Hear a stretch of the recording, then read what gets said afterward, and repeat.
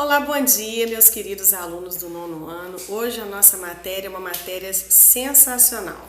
Nós vamos continuar falando da história do Brasil, a crise na oligarquia, que nós sabemos que está ligada aos grupos políticos ricos que não só estavam ligados às questões do café, das grandes fazendas, das exportações do café, como também ao cenário dos mais ricos envolvidos nas questões políticas do país naquele momento.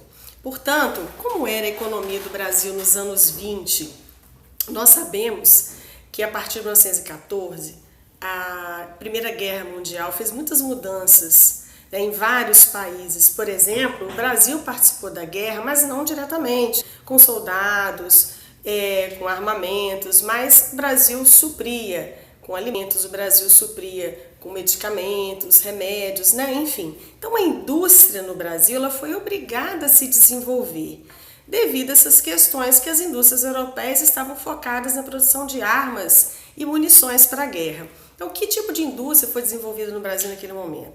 A indústria pesada, a indústria de energia elétrica, de fabricação do ferro, E o setor agrícola continuou produzindo para o mercado interno, mas também para a exportação. Mas a política do Brasil e a economia nos anos 20, além de ter tido crescimento dessa indústria interna, ela também teve um problema com relação às vendas do café. O café vai ser estocado, dessa questão de não tanto exportar este produto, porque a Primeira Guerra Mundial vai fazer com que haja diminuição dessas importações do café, e aí vai ter que ter uma política de intervenção do governo federal para a compra deste café, para que ele possa ser estocado e quando o preço aumentar no mercado, ele fosse vendido.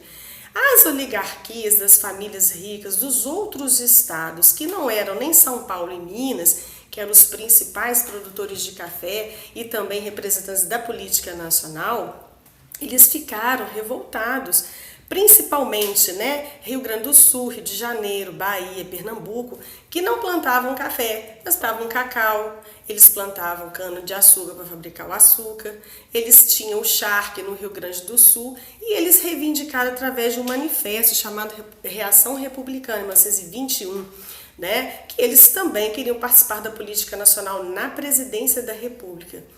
Bem, a sociedade brasileira nos anos 20 tinham manifestações pipocando por toda parte, a classe média querendo reivindicar melhorias das condições de trabalho também, fim da corrupção nas fraudes. A classe trabalhadora se organizava em sindicatos, operários, fundou os primeiros partidos políticos do Brasil, entre eles o PCdoB, que veio da classe operária, mas veio inspirado na Revolução Russa, no movimento do Partido Bolchevique, lá na Rússia em 1917, com essa revolução que chegou para a classe trabalhadora em vários países também.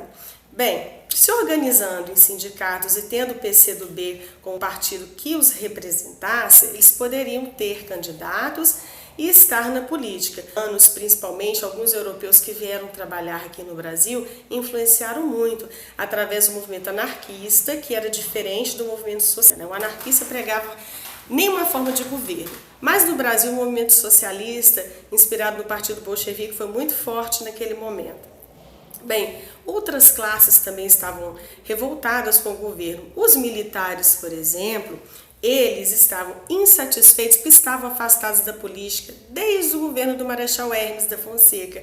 Eles achavam que eles tinham que fazer uma salvação nacional porque eles lutavam, acreditavam que o voto deveria ser secreto, que o brasileiro precisava se alfabetizar, que as pessoas tinham que ter melhores condições de trabalho, principalmente os operários do Brasil. Então eles se organizam em movimentos chamados movimentos tenentistas. Esses movimentos tenentistas eles vão pipocar no Brasil. Por exemplo, em 22, os 18 do Forte de Copacabana, no Rio de Janeiro, para tentar a época.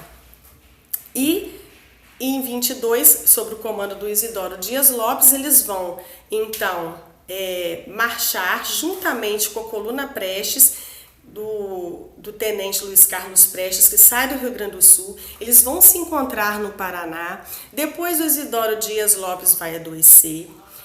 O que vai acontecer? Nesse movimento eles vão conseguir depor Paulo, as tropas federais vão para lá, aí eles se juntam, vão começar a percorrer vários estados do Brasil, levando essas informações para a população escolher bem, né, os seus candidatos, que o Brasil precisava se modernizar, que o voto precisaria ser um voto aberto, um voto que não fosse aberto, um voto secreto, que a população precisava ter melhorias na educação.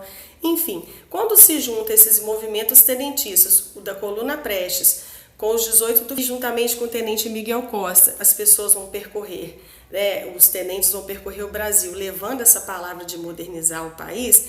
Por fim, as tropas federais vão chegar, vão dissolver em alguns momentos essa Coluna Prestes, e o movimento tenentista vai enfraquecer, ele vai se dissolver por si só. E muitos desses tenentes vão sair do Brasil, vão ficar exilados fora do Brasil. Com relação à Semana de Arte Moderna, também os artistas não estavam satisfeitos. Os artistas queriam que o Brasil tivesse uma modernização em todos os setores, mas principalmente valorizar a sua própria cultura, a arte do Brasil, né, o folclore brasileiro, o patrimônio histórico brasileiro.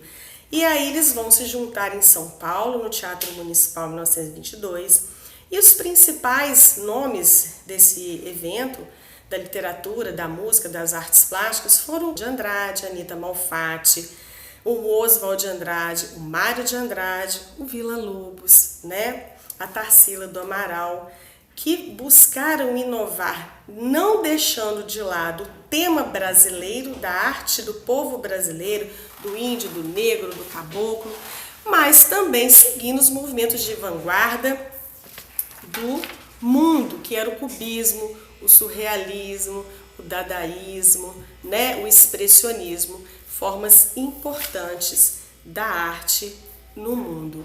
Então, se nós fizermos um apanhado do que foram os anos 20 no Brasil, a gente pode resumir no crescimento da indústria brasileira, ainda que forçado pela Primeira Guerra Mundial, a estocagem do café e a participação da política brasileira nessa estocagem, né? O Brasil teve que intervir nessa política do café, a insatisfação das oligarquias dissidentes dos outros estados para participar da política brasileira na presidência da República, também a insatisfação dos militares, que levaram, essas insatisfações dos militares levaram os movimentos tenentistas no Rio de Janeiro, com os 18 do Forte, com a Coluna Prestes do Rio Grande do Sul, fazendo a marcha da Coluna Prestes pelo Brasil inteiro, e também os movimentos da classe operária, que fundaram os partidos políticos, como o PCdoB, por exemplo, o movimento sindical, e, por fim, os artistas do Brasil tentando valorizar